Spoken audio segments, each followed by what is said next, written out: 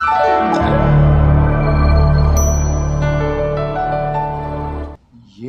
گناہگاروں کی فوج کا کارنامہ ہے۔ سلطان ایوبی نے کہا، تم میں سے جو قاہرہ میں تھے نہیں جانتے کہ العدل کے پاس کتنی فوج ہے۔ تم یہ بھی نہیں جانتے کہ بلڈون کے پاس 10 گنا زیادہ فوج تھی۔ اس کے سوار زرہ پوش ہیں، اس کے پیادے لوہے کے خود پہنتے ہیں۔ کیا العدل کے مجاہدین نے ثابت نہیں کر دیا کہ ہم شکست کو فتح میں بدل سکتے ہیں؟ کیا تم مجھ سے یہ توقع رکھتے ہو کہ سر پکڑ کر بیٹھ جاؤں؟ اگلی جنگ کی تیاری کرو، مجھے فوج کی بھرتی دو۔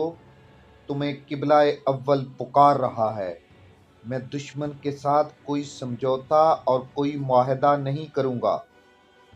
العدل کے پیغام نے جہاں سلطان ایوبی کو حوصلہ دیا، وہاں تمام سالاروں وغیرہ کے بھی مجروح حوصلے تر و تازہ ہو گئے۔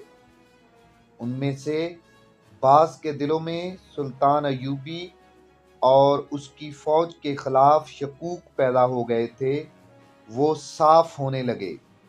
العدل نے اسی ایک مارکے پر اکتفا نہیں کیا، اس نے اپنے دستوں کو 30 سے 40 کی نفری کے جیشوں میں تقسیم کر دیا اور انہیں اس علاقے میں لے گیا جہاں بلڈون کی فوج خیمہ زن ہو گئی تھی۔ العدل نے اپنے جیشوں کے کمانداروں کو شب خون مارنے اور غائب ہو جانے کی ہدایات دیں۔ مقصد یہ تھا کہ دشمن کو پریشان رکھا جائے تاکہ وہ پیش قدمی نہ کر سکے اور آرام سے بیٹھ بھی نہ سکے۔ بلڈون پہلے ہی نقصان اٹھا چکا تھا، وہ اس ارادے سے اتنی زیادہ فوج لے کر آیا تھا کہ دمشق تک کے علاقے پر قبضہ کر لے گا۔ اب اس کی یہ حالت ہو گئی کہ ہر رات خیمہ گاہ کے کسی نہ کسی حصے پر تیروں کی بچھاڑ ہوتی یا حملہ ہوتا تھا۔ فوج کے بیدار ہونے تک حملہ آور دور نکل گئے ہوتے۔ بلڈون نے فوج کو تمام تر علاقے میں دور دور پھیلا دیا۔ العدل کے چھاپہ ماروں کو پکڑنے کے لیے اس نے بھی ٹولیاں تیار کیں جو رات کو گشت پر رہتی تھیں، مگر ہر صبح بلڈون کو یہ خبر سننی پڑتی تھی کہ آج فلاں کیمپ پر حملہ ہوا ہے یا فلاں ٹولی ماری گئی ہے۔ وہ علاقہ پہاڑی تھا، اس سے العدل کے چھاپہ مار جیش خوب فائدہ اٹھا رہے تھے، مگر یہ فائدہ العدل کو بہت مہنگا پڑ رہا تھا۔ چھاپہ مار اتنی دلیری سے شب خون مارتے تھے کہ دشمن کے کیمپ کے اندر چلے جاتے اور ان میں سے چند ایک جانیں قربان کر دیتے تھے۔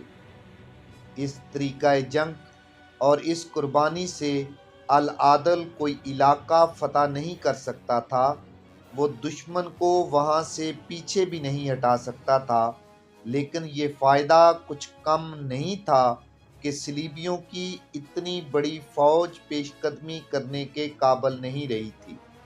اگر بلڈون پیش قدمی کرتا تو آمنے سامنے جنگ میں العدل اتنی قلیل فوج سے اس کے سامنے 2 گھنٹے بھی نہیں ٹھہر سکتا۔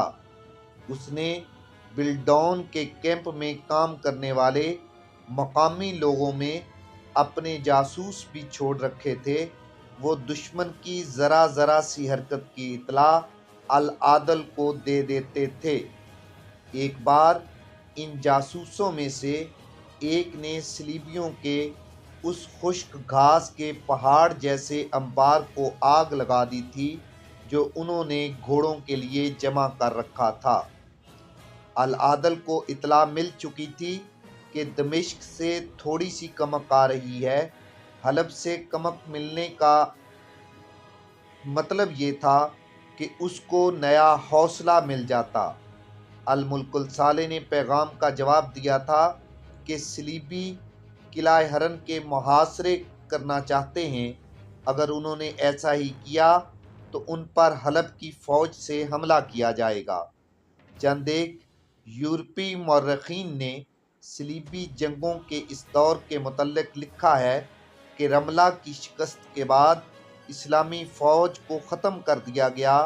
इसके जो दस्ते बच गए थे उन्होंने लूट मार को पेशा बना लिया।